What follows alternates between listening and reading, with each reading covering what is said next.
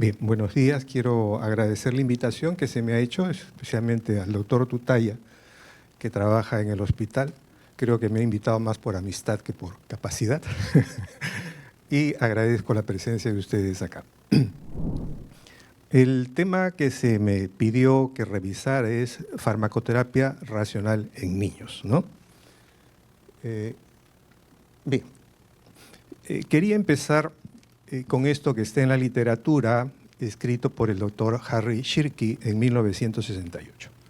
Los niños son huérfanos terapéuticos, y eso es cierto, porque la mayor parte de fármacos que usamos en pediatría no han sido aceptados o no tienen una ficha técnica adecuada por ninguna de las instituciones que existen a nivel del mundo.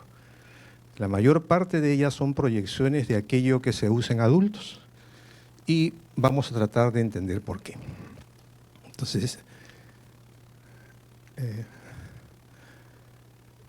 cuando hablamos nosotros de pediatría, tenemos que entender que viene esto del griego, paidos, que significa niño, y iatreia es el que cura, el médico, en todo caso. Esto de repente se puede cumplir para varias especialidades, pero creo que para algunas no, y para pediatría tampoco, porque el pediatra actualmente ya no se encarga del niño que está enfermo, sino también del niño que está sano. O sea, no se trata solo de curar niños, el que hace pediatría, sino que además tiene que cuidar a los niños. Y esto ya le da todo un marco diferente. Entonces, el pediatra, el geriatra, tiene que considerar de una manera holística al paciente, no solo si está enfermo, sino en esa etapa especial que está pasando, debe de tenerla en cuenta. Esta definición que está allí sobre uso racional de medicamentos hecha para todos es de 1985, no ha cambiado, lo dice la OMS y dice: los pacientes reciben la medicación adecuada a sus necesidades clínicas en las dosis correspondientes a sus requisitos individuales durante un periodo de tiempo adecuado y al menor coste posible para ellos y para la comunidad. Organización Mundial de la Salud. Y esto tiene que ver con la atención centrada en la persona también. O sea que tenemos, para hacer un tratamiento, tenemos que individualizar a quien vamos a tratar. Y en el niño esto particularmente puede resultar un poco difícil, porque cuando hablamos de niños estamos hablando de una etapa de vida en que las cosas van cambiando en el tiempo. Y no podemos comparar nosotros a un recién nacido con un lactante menor, un lactante mayor, un infante, un preescolar, un escolar. Son cosas diferentes desde todo punto de vista. Entonces esto hace la situación un poco más difícil. Veamos un poco de la historia de esto rápidamente. Alguna vez hice un trabajo sobre la medicina pre-inca y dentro de esto está Pachacútec, que fue el gran organizador y del imperio, el gran conquistador, ingeniero supuestamente de profesión, y que de alguna manera trató de especializar a los médicos de la época. Y entonces pudo especializar a aquellos que se dedicaban a la cura de problemas del espíritu o del comportamiento, aquellos que tenían problemas de piel, de él viene el impuesto del piojo también, como gobernante, etcétera, etcétera, pero no vi dentro de esta clasificación que hubiera algo dedicado a los niños.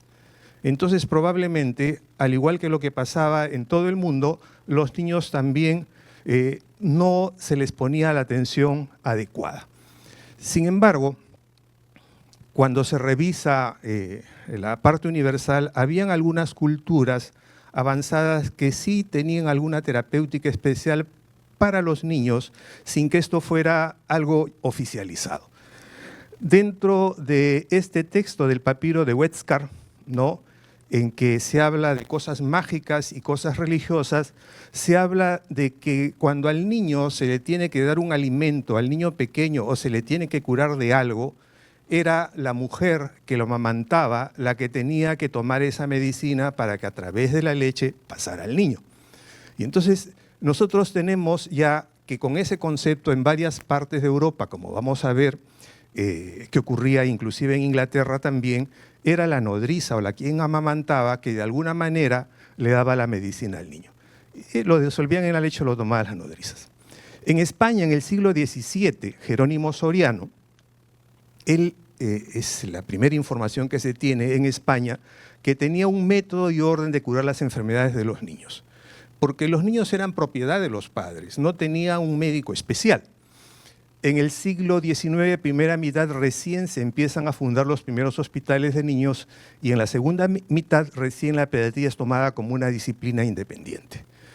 Entonces empiezan a entender que el niño no es un enano, no es un adulto chiquito, que era más o menos el concepto, ¿no? El niño es un adulto chiquito y entonces si al adulto le damos una tableta, al escolar le damos media tableta y al más chiquitito un cuarto de tableta.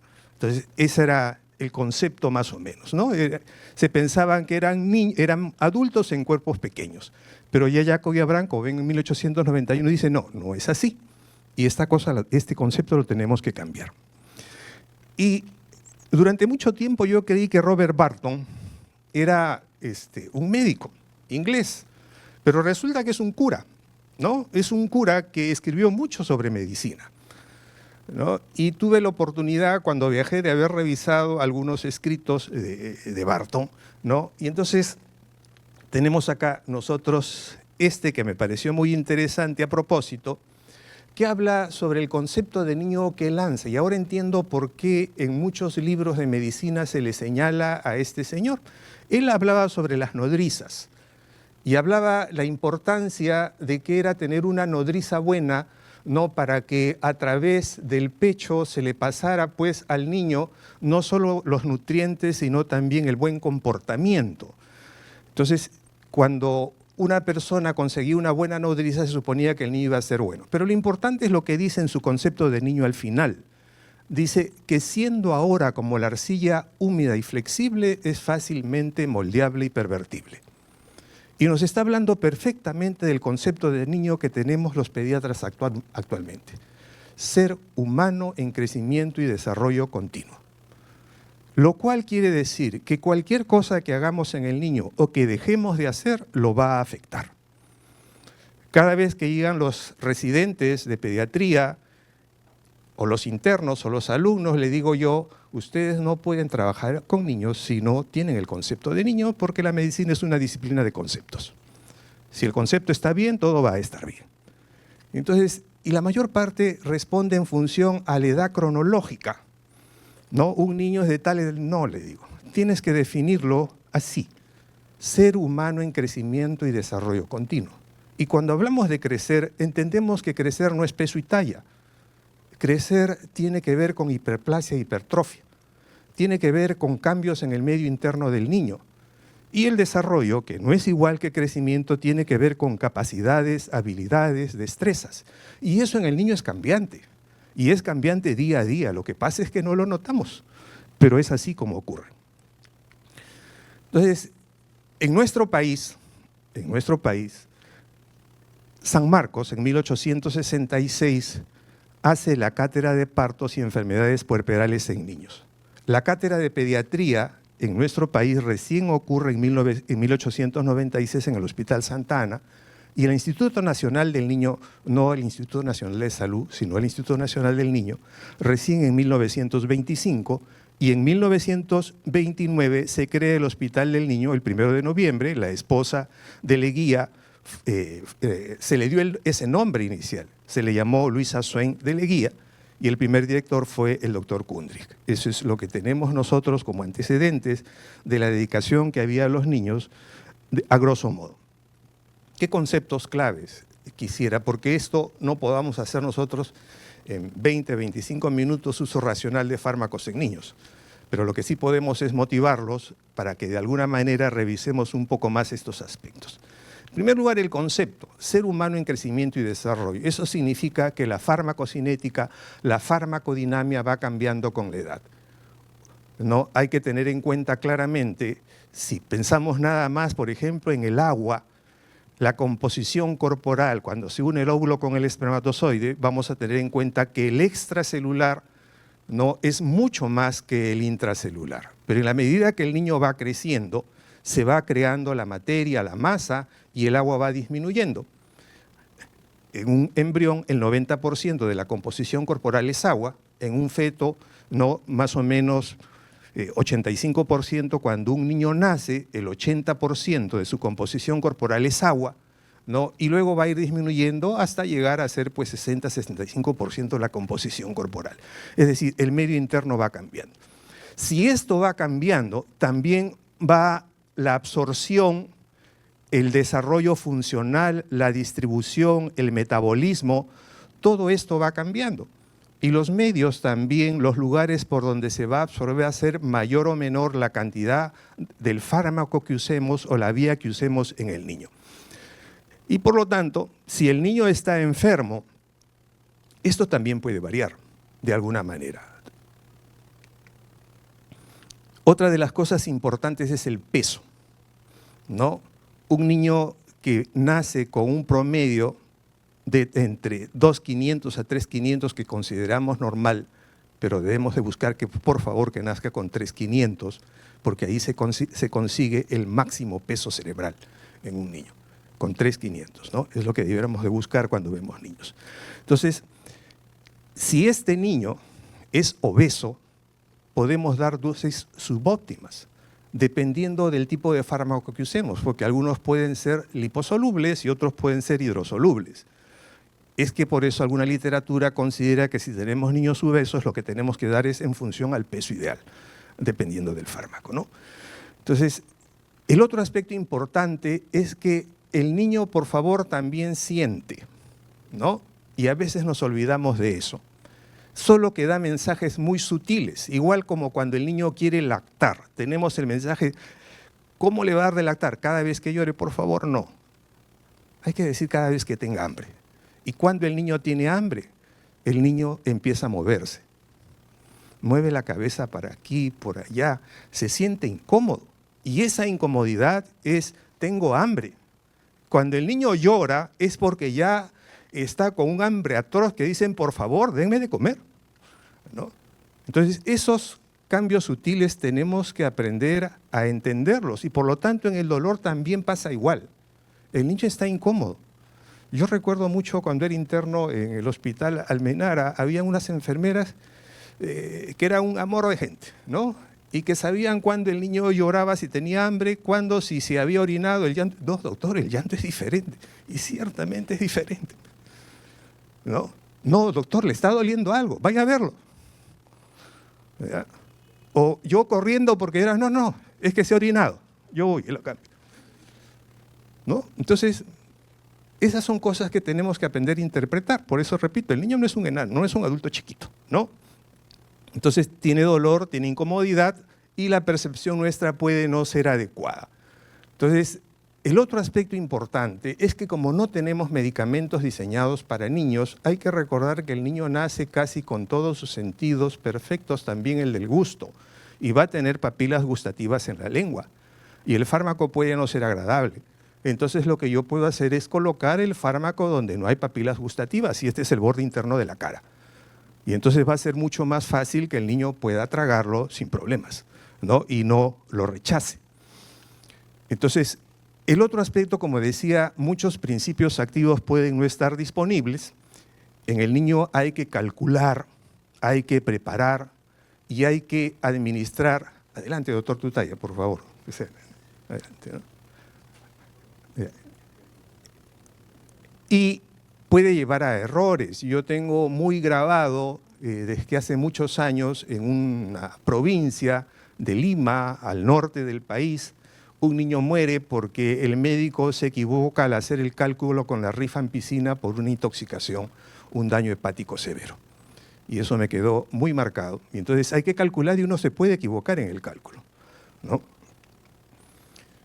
Entonces, para que un fármaco sea recetado en pediatría, tiene que haber sido estudiado su farmacocinética, farmacodinamia, eficacia, seguridad de manera rigurosa y que tenga esto evidencia científica. Tiene que tener una ficha técnica donde esté reseñada la indicación pediátrica específica, el rango de edad, la dosis ajustada sea por pesos o superficie corporal, las contraindicaciones y los efectos colaterales. Entonces ustedes ya entenderán por qué hay pocos fármacos en pediatría. Porque hay que tener todo esto muy claro, ¿no? Y entonces a las compañías farmacéuticas, por lo tanto, no van a ser proclives a realizar estudios pediátricos por su complejidad. Diferentes edades, cambios en el medio interno, y entonces esto resulta costoso. Además, porque hacer estudios en niños trae problemas éticos. Entonces van a haber muy pocos fármacos, la OMS tiene 500 fármacos en su lista como medicamentos esenciales, de estos más o menos 300, 350 aproximadamente han sido dirigidos a niños, pero muchos de estos pues no tienen una ficha técnica tan adecuada. Entonces, para que un fármaco sea recetado en pediatría, nosotros tenemos que conocer la farmacocinética. ¿Y qué cosa es eso? En palabras sencillas, lo que el cuerpo le hace al fármaco. Es decir, cómo se absorbe, cómo se distribuye, cómo se metaboliza y cómo se excreta. Y la farmacodinámica, que es lo que el fármaco le hace al organismo. Si recordamos nuestras clases de bioquímica, de farmacología, el que va a metabolizar todo aquello que llega al cuerpo va a ser el hígado, y vamos a encontrar la importancia, por ejemplo, de este órgano, que cuando el fármaco llega, entonces tiene que entrar a procesos oxidativos de reducción, hidrólisis, desaminación, convertirlo en un metabolito polar para que pueda ser hidrosoluble, luego tiene que entrar a una segunda fase que es conjugatoria, de metilación, glucuronilación, acetilación, y para que pueda ser excretado. Si esto es cambiante en el niño, ya se imaginan lo difícil que va a ser. Entonces, el niño recién más o menos al año o 2 años va a tener un hígado y un riñón que es más o menos parecido al del adulto. Entonces, en niñitos pequeños va a estar la dificultad para el manejo. Y en el niño pequeño los procesos oxidativos sí van a estar más o menos bien desarrollados, pero no los otros, como de reducción, hidrólisis, desaminación. La parte de conjugación también, pero los otros no.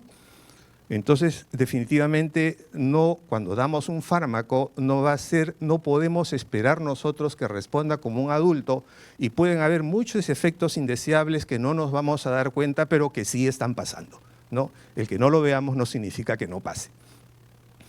Entonces, ¿qué factores de riesgo predisponen a los niños a reacciones adversas medicamentosas? Hay factores fisiológicos, hay factores concurrentes y hay factores iatrogénicos.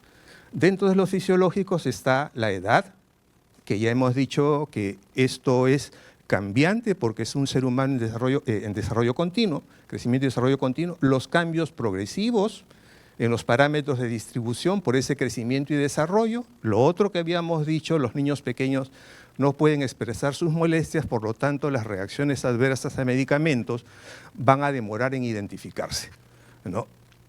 Y hay necesidad de seguimiento y vigilancia a largo plazo. Y este es uno de los problemas serios, porque a veces ni en adultos hacemos el seguimiento de lo que puede hacerse un fármaco a largo plazo. Generalmente solo vemos lo que ocurre a corto plazo, pero no sabemos en el tiempo qué puede ocurrir en cada medicamento. Y un ejemplo de eso, recuerdan de ustedes, que es la talidomida, ¿no? 1953, la talidomida nace como un fármaco excelente antiemético para la mujer gestante, ¿no? Y más o menos después del 53 hasta el 60 empiezan a nacer en el mundo miles de niños sin miembros, ¿no? Y tenemos actualmente, en esta fecha, gente que está reclamando su derecho todavía que se le indemnice por este daño que se le hizo. Y recién a partir de los años 60 se empezó a asociar, ¿no?, estos problemas de focomelia, ausencia de miembros en los niños, con el fármaco, ¿no? Recién, y tuvo que pasar mucho tiempo para que se dieran cuenta que era eso, ¿no? Actualmente la talidomida se está usando para otras cosas, pero definitivamente no se está usando en mujeres gestantes. Y nadie se dio cuenta porque era un excelente fármaco para náuseas y vómitos. pero el daño que causó en el niño fue irreparable para todos, ¿no? Entonces, los concurrentes, la mayor polifarmacoterapia y mayor riesgo de interacciones, y eso lo sabemos. A más fármacos demos, más posibilidad de interacciones farmacológicas. Y esto lo vemos sobre todo en las UCIs, en mi hospital, a veces en la emergencia, o cuando como médicos tratamos solo el síntoma y no tratamos la causa. Y un niño puede ser polisintomático. Enfermedades congénitas, niños gravemente enfermos, por ejemplo, niños con neoplasia, y están los iatrogénicos también, el uso de medicamentos no autorizados o para situaciones no aprobadas en niños. La fiebre me desespera y uso metamizol en lactantes pequeños, ¿no? Sin tener idea de lo que puedo causar. Y el otro aspecto importante es que tenemos insuficiente número de especialistas preparados para atender a niños graves, ¿no? Actualmente los hospitales que tienen emergencia de pediatría se han visto saturados porque ya a nivel de establecimientos de salud no tenemos pediatra, no lo podemos atender. Y no debiera de ser así porque salimos con el título de médico cirujano y tenemos peso lo que aprendemos en la universidad para hacer pediatría de atención primaria y debiéramos de trabajar en eso de manera correcta. El otro aspecto es la promoción de los medicamentos por parte de la industria farmacéutica. Para mí está grabado siempre desde hace varios años que cuando se promocionaban cefalosporinas, cuando recién empiezan a salir las cefalosporinas, ¿no? Sacaban a un niñito sentado, ¿no? Y a la mamá dándole la cefalosporina diciendo, para los casos de infecciones respiratorias más frecuentes, el antibiótico tal, ¿no? Cuando todos sabemos que las infecciones respiratorias más frecuentes en niños son por virus, no son por bacterias, pero la propaganda ya estaba dada, ¿no? Y durante muchos años se mantuvo eso, ¿no? La falta de información independiente y las actitudes y creencias y prácticas de los profesionales de salud y de los consumidores. Y esto nos pasa. Yo he sido durante más o menos 3 años el responsable del área niño a nivel nacional en el Ministerio de Salud. Y cada vez que venía el frío, ¿no? ¿Qué era lo que pasaba? Aumentaba el gasto en amoxicilinas, en macrólidos y en una serie de antibióticos para niños menores de 5 años. Habían 2 razones. La primera razón era de que entonces el CIS no consideraba una consulta si es que el médico no recetaba. Y entonces esto era para los que ejercían bien su pediatría, los serumistas que ejercían bien su pediatría. Llegaba un niño con infección respiratoria y entonces le hablaban a la mamá, aconsejaban a la mamá que esto iba a pasar, se iba a autolimitar, pero esa consulta no se validaba, así es que no recetaban. Y entonces, no, dice, ¿pero por qué le estás recetando? Es que, doctor, es que si no hacen valer la consulta y el CIS no nos va a pagar. Y luego vino lo otro, ¿no? De que ya se aceptó que cualquier receta iba a ser validada por el CIS, pero lo curioso es que ese siguió aumentando. En el 2011 fuimos representando al país en una situación que había que disminuir la mortalidad y se estaba viendo, esto fue en Asunción, ¿sí? Y había que ver de alguna manera cómo se disminuía también los problemas de mortalidad en el niño. Era una alianza de los países de la región. Y recuerdo que una colega fue de nuestro país, de nuestro Ministerio de Salud, presentó la estadística de infecciones respiratorias en niños, ¿no? Y dentro de eso, tenía un amigo brasileño que estaba a mi costado, se presentó solo neumonía, ¿no?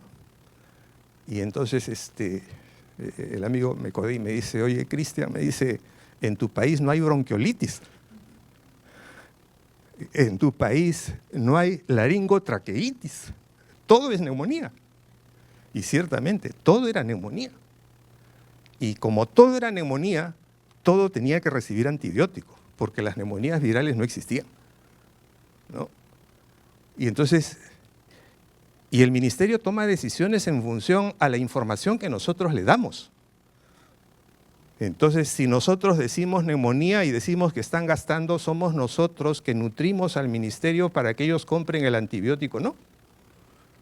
Y la mayor parte de los niños que son hospitalizados, aquí está el doctor Tutaya, ¿no? Él está en la emergencia y yo estoy en hospitalización, son niños pequeños, donde usualmente el BSR, ¿no? Es el 80% en la literatura, para el otro es el 60% como causante de bronquiolitis, ¿no? Y son los que más se hospitalizan.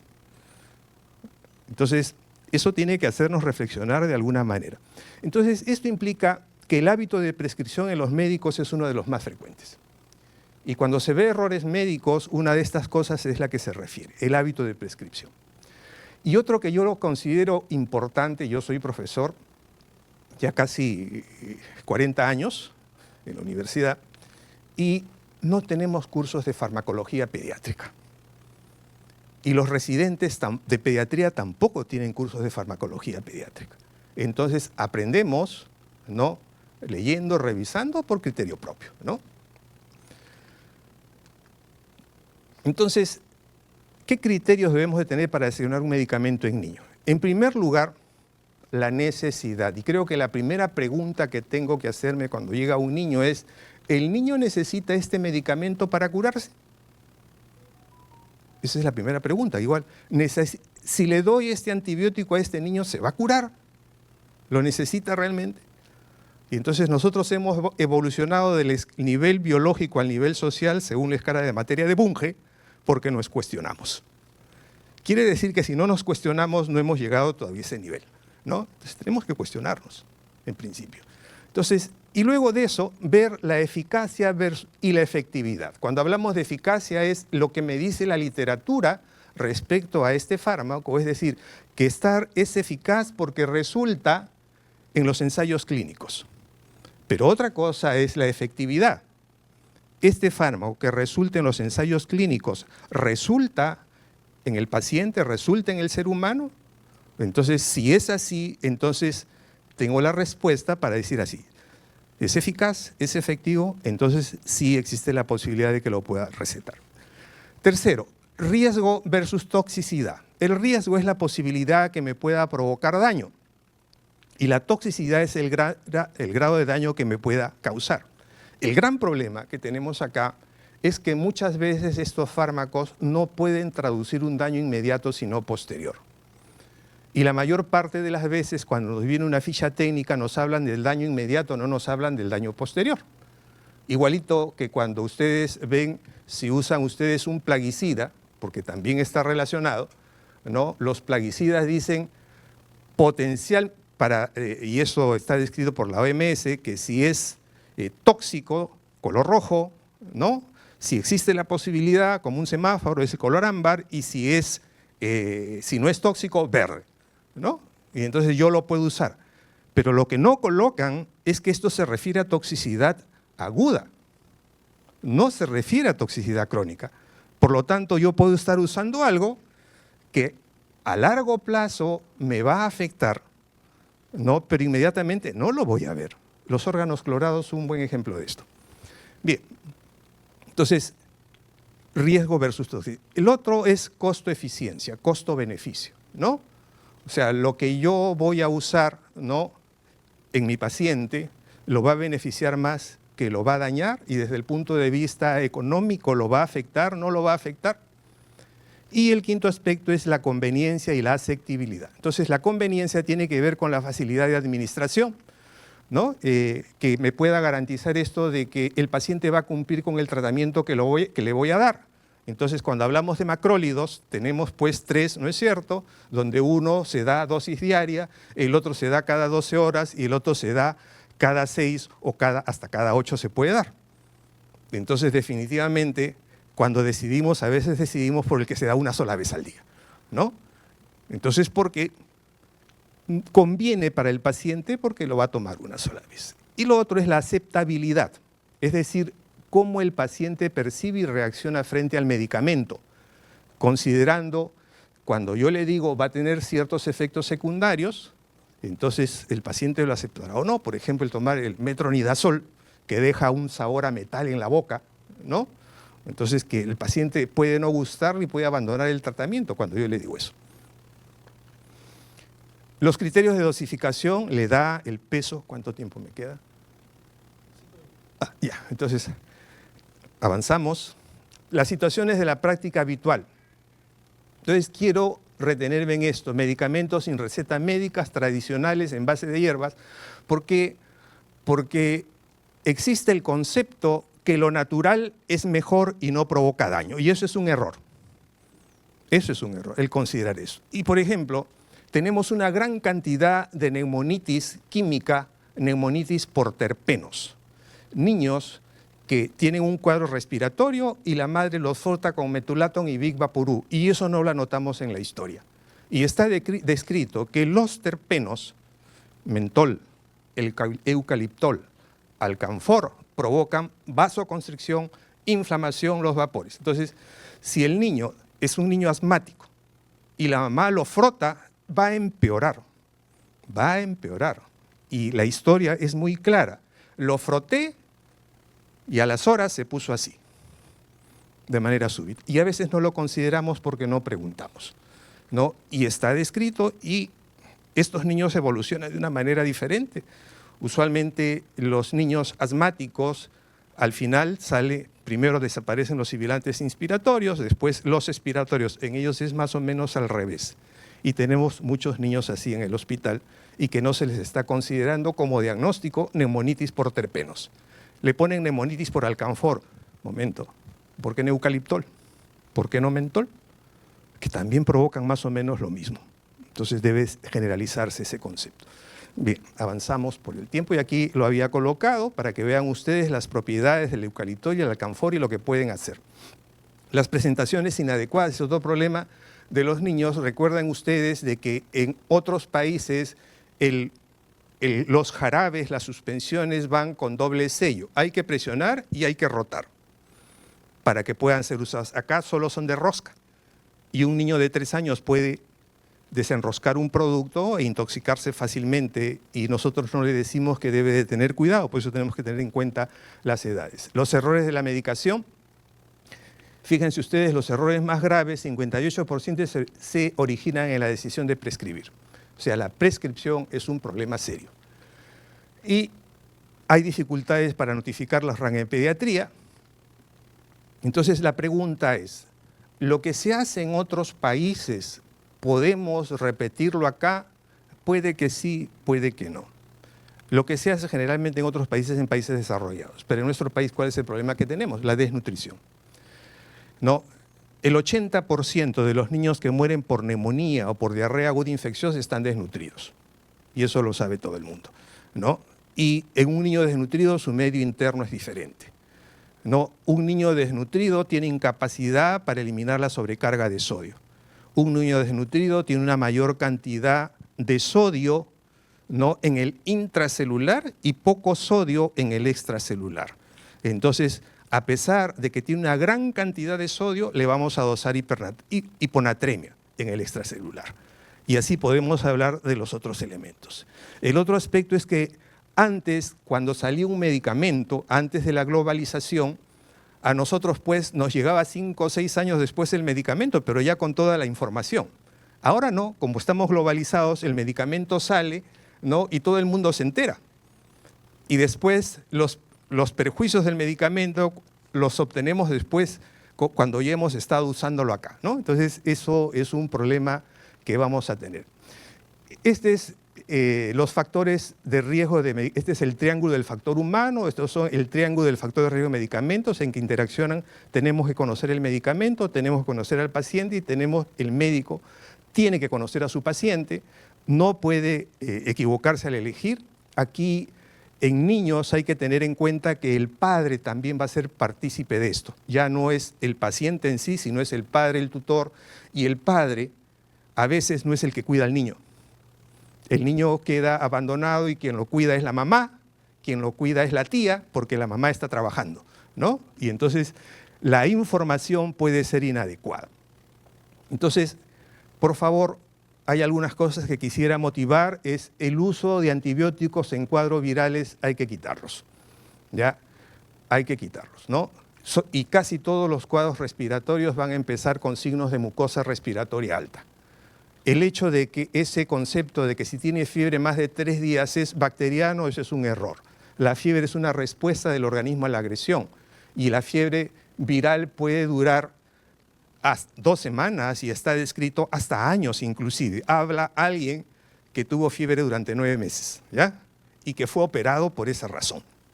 ¿Ya? Y tengo aquí mi laparotomía, dice fiebre durante 9 meses y pude leer mucho sobre fiebre y al final nunca supieron qué fue, ¿no? Pero bien, entonces, poca conciencia de la resistencia bacteriana. ¿Cuál es nuestra conducta? Este es otro concepto importante. Cada vez que preguntamos qué es la historia clínica, viene ese concepto trillado de documento médico legal. Y yo siempre le digo, no, es un instrumento diagnóstico. Se convierte en legal cuando lo haces mal. Mientras tengamos el concepto que es un documento para llegar a diagnóstico, lo vamos a hacer bien. Ahora solo queremos llenar, ¿no? Pero no buscamos los datos que me van a llevar al diagnóstico. Por lo tanto, me equivoco en el diagnóstico. Entonces, esto es de los padres, los medios de comunicación, que tampoco ayudan mucho, que hacen más propaganda a los medicamentos, si es que el laboratorio pues da un estipendio económico y entonces esto nos puede convencer a nosotros y tenemos que conocer también por qué la población demanda antibióticos. El médico de atención primaria, yo tengo bien claro que es la base y es lo que tiene que ser lo mejor en un país como el nuestro. Porque de él va a depender de que este paciente llegue al siguiente nivel de atención. Y entonces hemos desvalorizado eso y tenemos que empezar a recuperar como gran valor. La desconfianza del sistema sanitario, queremos de que algo se solucione rápido por parte de los padres y nos presionan y creen que el antibiótico le va a ayudar a solucionar algo más rápidamente y no es así. Y entonces si queremos recetar un antibiótico, igual la pregunta, ¿necesita el niño para curarse el antibiótico? Generalmente la respuesta es no. Sobre todo hablando niños menores de 3 años, ¿no? Y entonces pueden haber condiciones específicas, sí, la faringoamigdalitis estreptocócica, síndromes de muy posible origen bacteriano, pero que hacen luego de viral, pero que se hacen bacterianos, como la celulitis, perdón, como la sinusitis o las celulitis periorbitarias que también. Bien. Y las otitis, recuerdan ustedes todo el problema que hubo en los 80, ¿no? El pago, quien demuestra en un estudio pagado por el laboratorio que producía la amoxicilina, entonces el laboratorio le dio dinero para que dijera que la amoxicilina era el antibiótico de elección, ¿no? Y fraguó el estudio. Y desde entonces, pues, amoxicilina para todo el mundo. Pero el segundo en el trabajo, Cantekin, denuncia eso. Denunció que habían fraguado el trabajo. ¿Qué pasó con Cantekin? Lo botaron de la universidad, lo botaron del hospital, perdió la tenencia de los hijos, ¿no? Y 10 años después, Cantekin gana el juicio. Y las acciones de la amoxicilina se fueron abajo, ¿no? Pero eso no fue publicado en ninguna revista médica, fue publicado en la Bolsa de Nueva York, ¿no? Y entonces, ¿por qué demostró de que la mayor parte de las otitis no requerían antibióticos y que tenían que haber criterios, como sabemos ahora, y que el gol estándar para hacer el diagnóstico de otitis media aguda es la otoscopía neumática? Y casi nadie hace otoscopía neumática, ¿no? Y entonces ese es un problema serio y es sencillo de hacer. Y para terminar,